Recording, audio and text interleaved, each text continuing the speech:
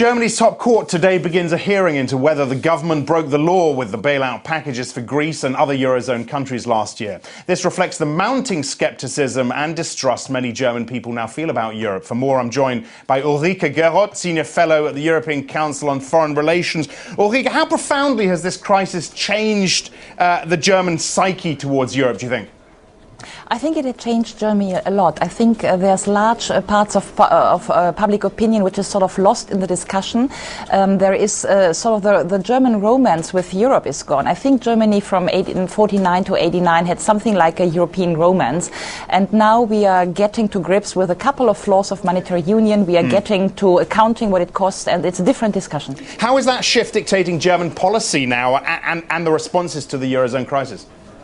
Well, I think not that Karlsruhe, which is the constitutional court today, will go against the government decisions last year to set up the ESM, the stability mechanism.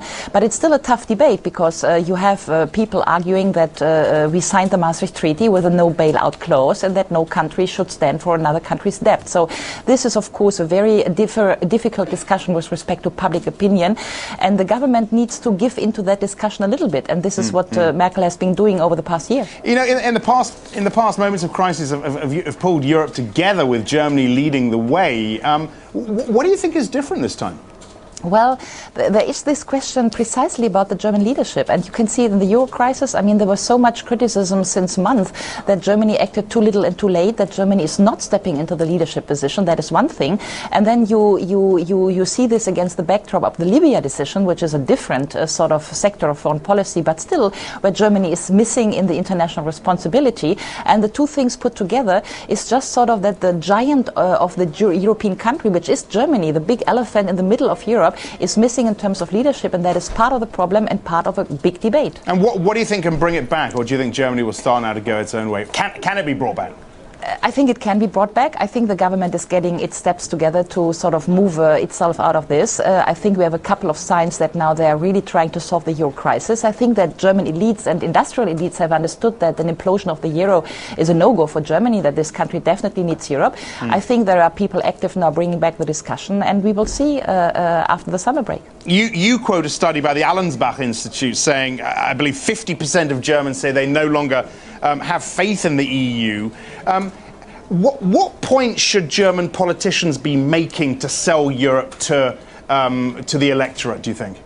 I think it's not a point of selling. I actually don't think that politics should be sold. I think that Europe should just be good, and that Germany should have an engaged European policy, just showing that Europe produces output efficiency for Germany, that we rely on the single market, that we rely on a common currency, a single currency, and that, for instance, had we not had the single currency, what would we have been in the financial crisis? But my point is that these negative views seem to be so entrenched now, it's going to take something pretty quick and pretty proactive on the part of the government to change them.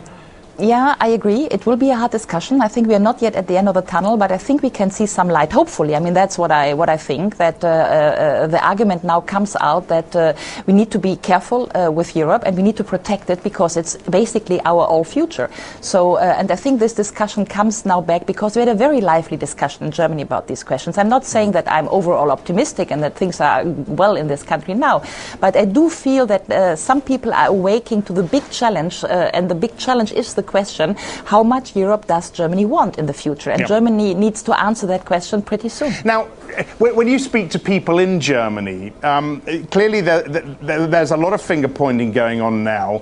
To what extent would the German public, would the German electorate mind if they were blamed for the disintegration of the Eurozone?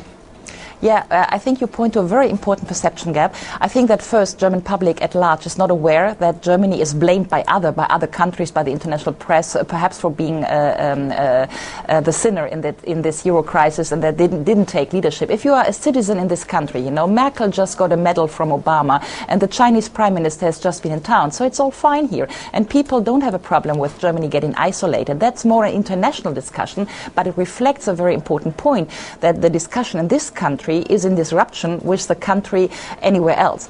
Having said that, of course, other countries are in a way brackets guilty too, because I mean, if you look at the Netherlands or France or Italy or Hungary, what can you expect in terms of a discussion in favor of Europe in these countries? So Germany is not alone. Okay, Ulrike, many thanks. Ulrike Gerot, Senior Fellow at the European Council on Foreign Relations. That's it. I'm Axel Threlfall. This is Reuters.